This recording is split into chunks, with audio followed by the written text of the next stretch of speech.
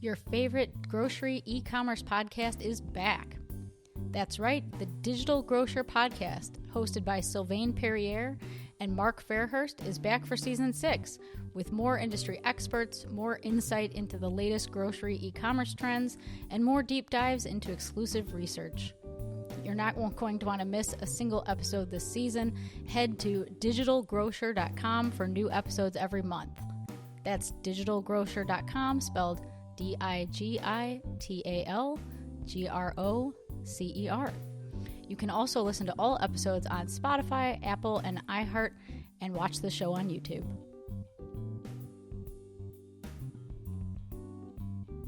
All right, hi, and welcome to SN Off the Shelf. I'm Chloe Riley, Executive Editor of Supermarket News. Deloitte just released some 2023 industry outlook data, and to help us make sense of that data, today I'm joined by Nick Handrinos, Vice Chairman and Leader of Deloitte LLP's Retail and Consumer Products. Nick, thank you for joining us. My pleasure. So Nick, this outlook report, kicks off with what I think is a great question, which is, was this a good year or a bad year for the industry? And Nick, I would love, obviously, to know what your take is on that question, because I think it's a good one. Yeah, so I have two views on that question. If you were to take the positive lens to the question and say, well, what was good about the year? What you would say is, on the food manufacturer side and from a value creation standpoint, the sector has created a lot of value. So it went from being a sector that was discounted by almost 20% to the S&P 500, now being in a position of being a 20% premium to the sector 12 months later. So the capital markets looked at what this cohort has done, at least on the food manufacturing side, and said, there's been value creation here, notwithstanding a lot of the volatility. So that would be a positive on that side. Number two, I think this is unprecedented volatility. So many issues coming at management teams, so fast, so different. We've heard them all: inflation, interest rates, labor strife, geopolitical and ingredient risk, regulatory changes and shifts. I mean, just about every variable that has been consistent and stable for over a decade or 2 decades has been up for grabs. And so I think the second positive is that you've got to give management teams across the value chain, retailers and manufacturers, and you got to give them a pat on the back and said, boy, you really did the most with what you could, given what was coming at you and the speed it was coming at you and how different it was and changed. And number three, I think there's even been improvements in actual products that consumers use day to day that still were ongoing, even in the midst of all this. So the industry's ability to innovate and add value to consumers' lives was still there. You can see advertisements, if some of the audience looks, where you see two products being compared and one telling you how much better it performs. That innovation commitment is still there for the industry. So I think those are all the goods. In terms of the toss-ups or the, could go either way, I think a lot of the volatility and pressure that the industry found exposed the fragility of it. So understanding that a single supplier or a single commodity category, an ingredient, affected the business so much, or the fact that in-stock positions were taken for granted at 98% plus, and when they fall down into the mid-80s. So I'd call that some fragility and just how good we had it, didn't know how good we had it, and risks we were sitting on maybe that we didn't know were as risky because we were lulled to sleep for quite some time and sort of expected those things to be there. And when they're not there, boy, business gets tough quickly. The second thing I'd say is that the year has set up for volume deceleration given price increases. So all that volatility has led to inefficiency, which has led to cost, which has led to an ability for for margin to be managed more effectively and tightly. And essentially the biggest lever management teams had at their disposal, both on the retailer and manufacturer side, has been price. And that price has been pushed out as far as I think it can go. Maybe it's got a little more to go until it just prices consumers out. And then you got a big problem, which is how do you get them back? It costs to get them back. Volumes and overheads get affected. So that's the second theme, is just volume pricing, and the slowdown in that, I think, would be a toss up to a slightly negative that you got to keep your eye out for. And I think the third thing would be that because of the pandemic and the way that consumers change their behaviors, things like staying at home and consuming at home more, those things have led to less promotional investment required, less marketing investment required to stimulate demand. And I think that's a potential headwind going into this year. So, real quick recap on that simple question is, on the positive, 22 has been a great value creation year for most in the industry. The capital markets rewarded that. It's been an incredible management feat across the value chain to manage through this amount of volatility and change. Innovation continues to be invested in, and that could have easily been pulled, and it wasn't. I think on the question mark side, it's a lot riskier business than we knew, and we got to get on that. There's some fragility in there. And I think we got to watch out for volume. It's decelerated throughout 2022, and if we push it too far on the price side, it may fall off of a cliff in 23, and that'll be really bad for everybody. At the end of the day, the investment in stimulating demand, whether it be in-store promotions or social media advertising, digital advertising, or traditional advertising, those spigots I think are going to be turned up for 23, and we're relatively modest and conservative in 22. That was a lot said, but that's how I would frame it. No, it was a lot said, but it was a lot of valuable things you said there. And I feel like, my takeaway from that is, like anything, it's a mixed bag, and it kind of depends on what way you look at it. I was going to say some of the biggest challenges, of the past year, perhaps unsurprisingly, according to your Outlook reporter, were labor, supply chain, inflation. And like I said, the report touches on all three of those. Let's start with labor. What are some of the takeaways on how retailers are thinking about labor going into 2023? Yeah, I think labor was one of those variables I talked about that made managing very difficult. I think the immediate term strategy and reaction for labor has been, frankly, wage inflation. So pay to get the labor back. Hope that some of the stimuli that created some of the labor challenges dissipates, namely the governmental checks that were sent out, et cetera, and see people come back to work. I think that's largely happened.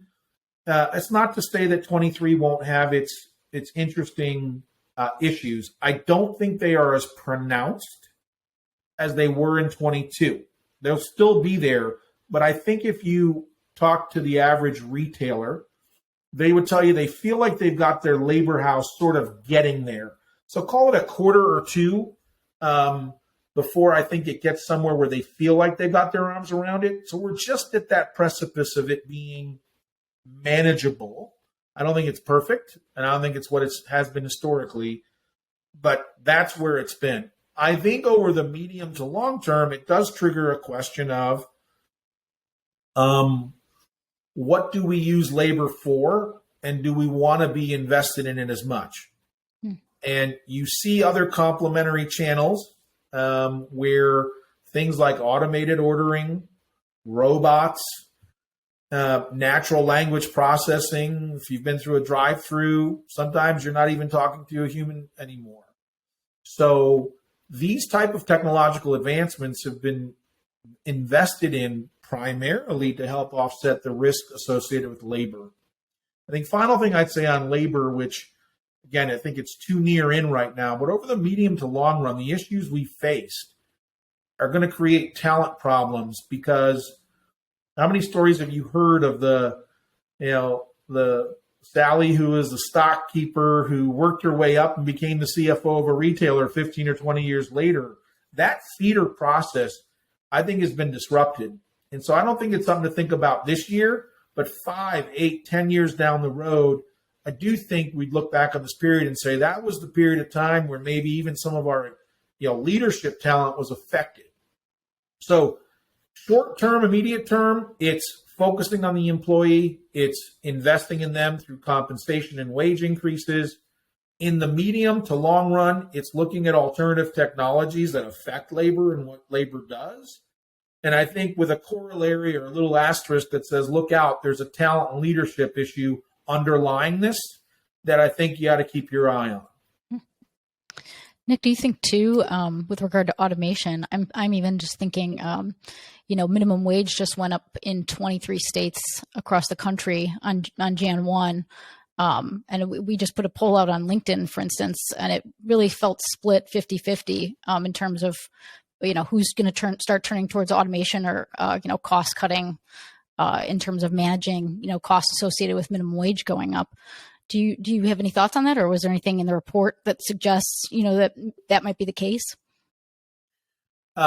We didn't hone in on minimum wage specifically as being a driver. I think the frame I'd offer is the lower the net margin business and the higher the exposure to labor, whether it be regulatory or normal market forces driving up any cost, labor being one, is going to spur innovation. Otherwise, you're going to be out of business. You're going to have an insolvent business that the economics just don't make sense for.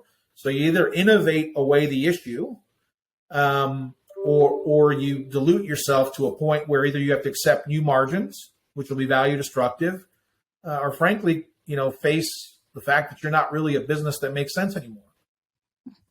Let's pivot over to supply chain.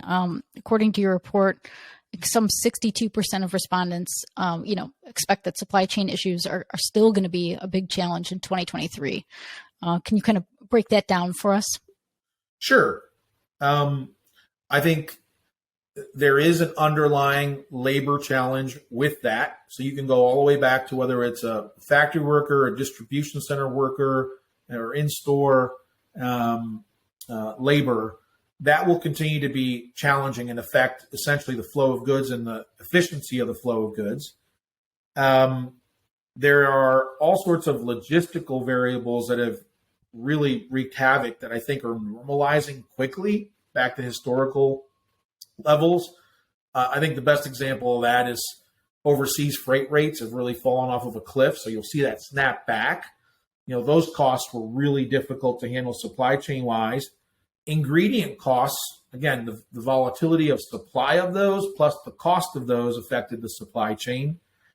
And it essentially led to a position where the in-stock positions retailers were accustomed to fell all the way down to sort of the low 80%. Those are back up into the high 80s, low 90s, and trending quickly into the mid to high 90s. I think it'll take us a good year to continue to work through that. And I also think there are still macroeconomic dynamics in play that take a lot of time to fix. You're not changing, ingredient suppliers overnight. You're not changing sourcing strategies overnight. You're not changing geopolitical areas around the globe overnight. Those things take time. So indeed, as you said in the intro on supply chain will continue to be a hot button issue, an area, and a challenge that management teams will stay laser focused on. And I'd also add another dynamic, which I would put into the supply chain bucket, which is shrink. And that includes both organized retail theft plus normal course theft. The announcements we've seen about that, I think also, are supply chain issues, if you will, right? If product on shelf, that's a supply chain and distribution and in-store merchandising problem. So that's supply chain in a bucket. Great. Yeah. Hey, all of that tracks with kind of what the report was saying. And yeah, that makes sense to me.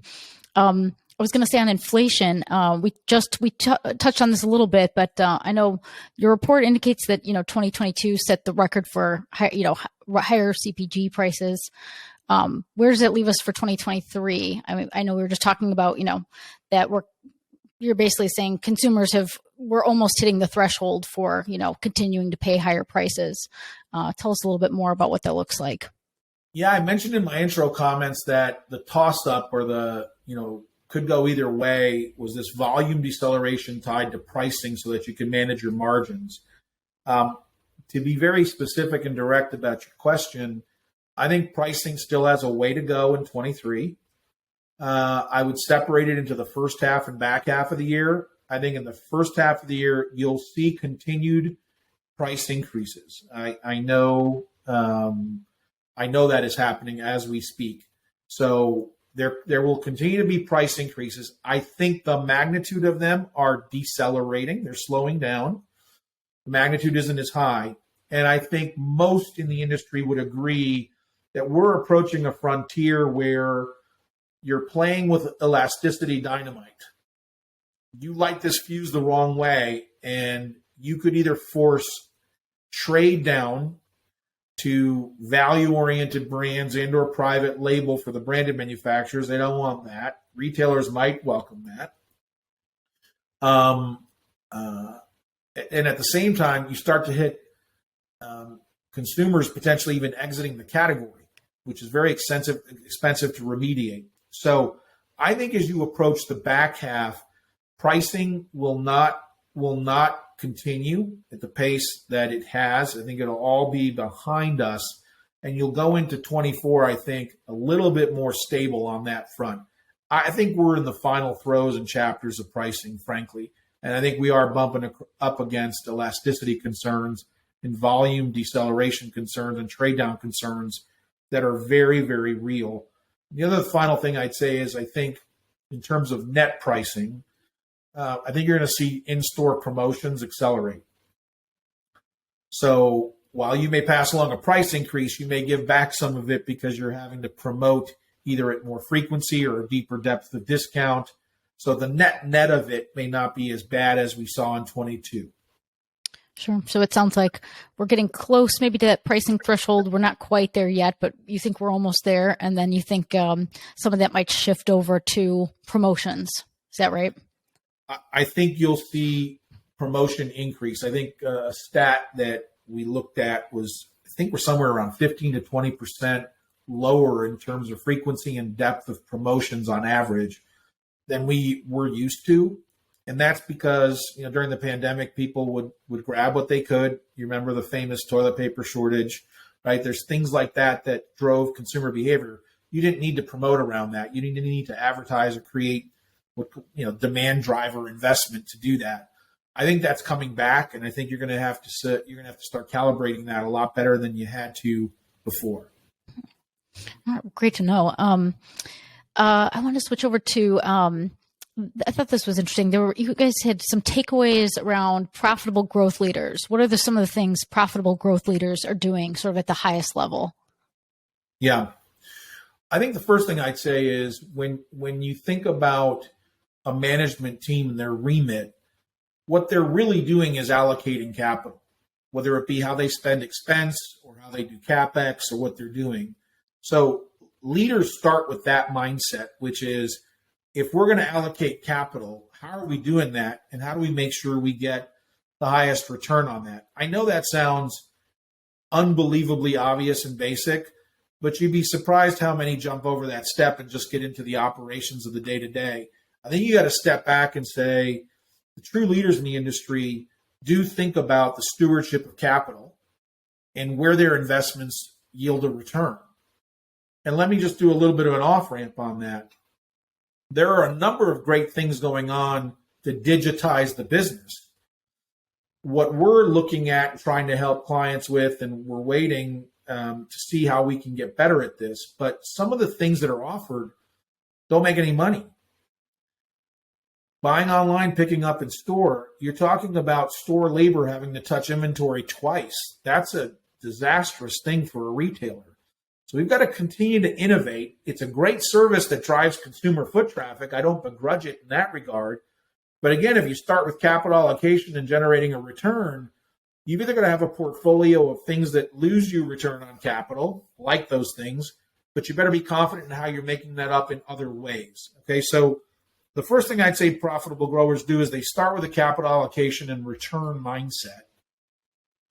The second thing they do a little bit more operationally is that they're really advancing their marketing and their communication with shoppers and consumers in the digital world.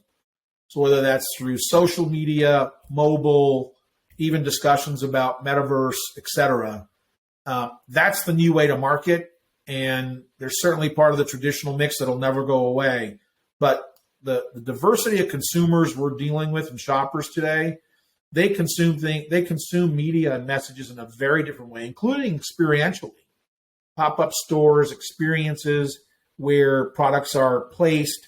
That's very different than the 30-second or 60-second commercial at 8 p.m. on your local cable channel. So social commerce, all that very important. I think leaders are committed to product superiority and innovation. So that doesn't ever go away. I think the leaders have that in their ethos. I think supply chain resiliency. We talked a lot during this conversation about that. As boring as that sounds, it's not boring anymore. Supply chain has a seat at the table that matters and will continue to matter for the foreseeable future. And then the final thing I'd say is omni-channel, whatever buzzword you want to use, but consumers want to be able to purchase and interact with the product in a number of different ways, a number of different media. And so you're going to have to really understand how to make that a seamless experience so it doesn't look like I'm dealing with 4 different companies when I want to buy the product or service that I'm involved with. So as a retailer, I'd be thinking about that. There's some obvious ones I didn't spend a lot of time on real quickly, but you better be world-class at pricing and margin management, net revenue management. You better be good with labor and understanding how to manage through that. But at the end of the day, that's the type of mindset and type of levers that leaders are doing better than the average companies or laggards.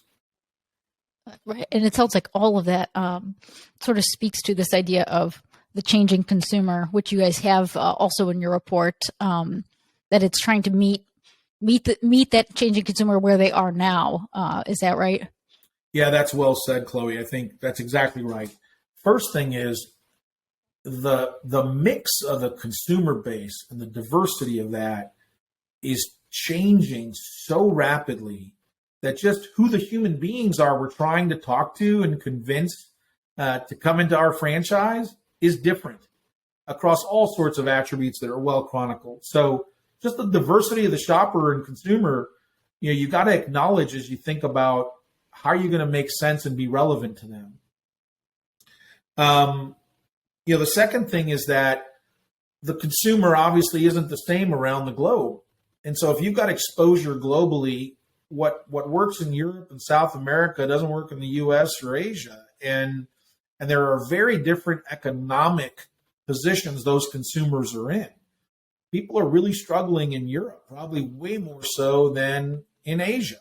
And so it stands to reason that luxury and higher price point propositions in China might fare better right now than, let's say, in Central Europe. So the consumer is very hard to get your arms around, and you've got to really talk about the shopper and the consumer at a granular level to understand, how you're going to meet them where they are and how you're going to get them to be interested in the value you have to offer them. That's what we mean when we talk about this changing consumer and how you're really going to win with them. That's great, Nick.